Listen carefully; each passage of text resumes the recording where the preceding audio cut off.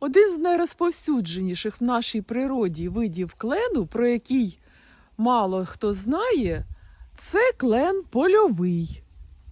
Подивіться на його листя. Воно за формою таке ж, як у клена гостролистого, але значно менше розміром і має дещо скруглені кінчики, а не гострі. Це невелике дерево або великий кущ, який зазвичай росте в підліску.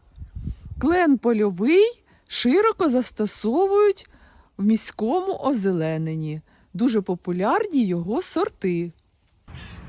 Сортовий клен польовий в міському озелененні.